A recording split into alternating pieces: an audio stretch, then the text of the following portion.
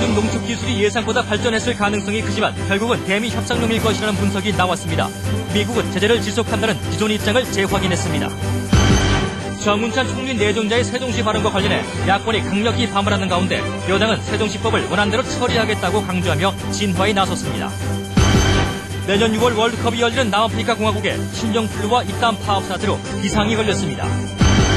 금호타이어 노사협상이 결렬되면서 사측이 오늘 공장을 폐쇄하고 노조는 공장 점거 파업으로 맞서는 등 긴장감이 고조되고 있습니다. 가산 이효석의 소설 메밀꽃 필무림의 무대였던 강원도 평창군 동평에서 오늘부터 화려한 메밀꽃의 향연이 시작돼 관광객들을 사로잡고 있습니다. 정부가 소비 진작을 명목으로 양도소득세 등 세금 감면을 단행해 고소득층의 세금 부담이 대폭 줄었지만 고소득층의 소비는 늘지 않은 것으로 나타났습니다. G20 재무장관과 중앙은행 총재들이 런던에 모여 세계 경제 회복 조짐에 따른 경기 부양책 철회 문제를 논의하고 있지만 시기 상전환적으로 의견이 모아지고 있습니다.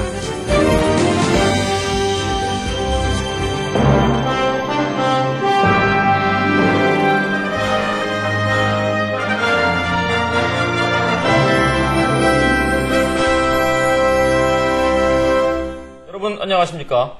북한의 우라늄 농축 기술이 예상보다 앞서 있다. 또 결국은 대미 협상용이다. 이런 분석들이 나왔습니다. 하지만 미국은 육자회담 내 논의라는 원칙을 재확인했습니다. 워싱턴 홍기섭 특파원입니다. 북한의 우라늄 농축 기술은 과연 어느 정도일까? 워싱턴 포스트는 북한 영변을 수차례 방문했던 핵 군축 전문가 해커 교수의 말을 인용해 예상보다 진전됐을 것으로 보도했습니다. 우라늄 농축 기술을 상당히 발전시킨 이란의 지원을 받았을 거란 관측에서입니다. 실제로 북한은 위성사진 분석 결과 영변 원자로의 재가동 움직임은 없는 것으로 최근 파악됐습니다. 플루토늄 대신에 우라늄 농축에 초점을 맞추기 시작했다는 분석을 가능케 합니다. 그러나 뉴욕타임스는 수천 개 원심분리기 설치 가능성이 낮다는 점을 들어 우라늄 농축이 북한 말대로 시험 단계로 북미 직접 대화를 압박하기 위한 대미 협상용일 것으로 분석했습니다. 미 국무부는 북한 주장에 대해서 크게 우려하면서도 신빙성은 언급하지 않았습니다. We're very concerned by these claims that they're moving closer to the weaponization of nuclear materials. But I can't really comment on the veracity. 미국은 북한의 이번 행동에도 불구하고 육자회담에 복귀하지 않는 한 유엔 제재가 지속될 것이란 기존 입장을 거듭 확인했습니다. 중국, 러시아와의 공동 대응도 강조하고 있습니다. 워싱턴에서 KBS 뉴스 홍기섭입니다. 북핵 육자회담 우리 측 수석대표인 위성락 한반도 평화교섭본부장과 스티븐 보스워스 미 대북정책 특별대표가 오늘 북핵 문제에 대해 협의했습니다.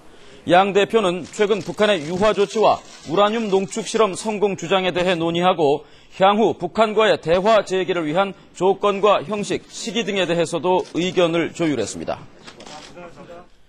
정운찬 총리 내정자의 세종시법 수정 발언, 파문이 커지고 있습니다. 한나라당이 원안 처리 방침을 밝히면서 진화에 나섰지만 야권은 공세를 늦추지 않고 있습니다. 조성원 기자입니다.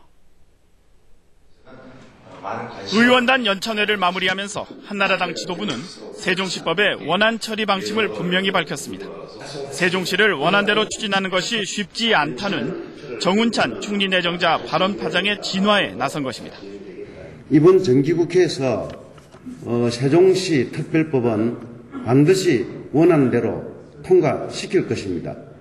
그러면서도 세종시법은 그릇이고 그 그릇에 무엇을 담느냐는 것은 정부 결정에 달렸다고 말해 정부 차원의 조정 여지를 남겼습니다.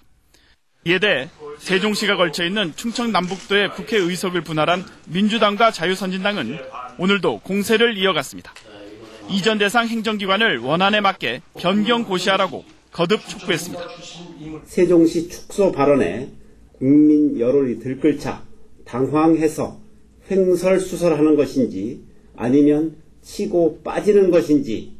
상황 변화도 없는데 이렇게 입장을 번복하거나 또는 축소 변질하려고 하는 것은 대국민 사기라고 생각을 합니다.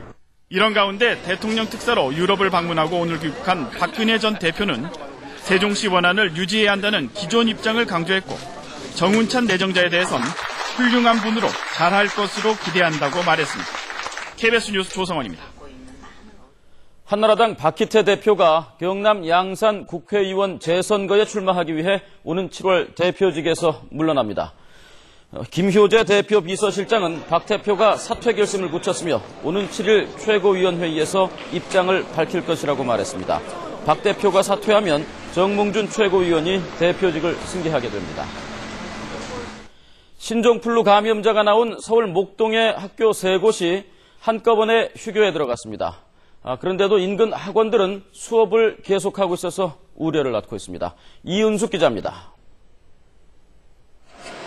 서울 목동의 한 중학교 교문에 임시 휴업 공고가 붙었습니다.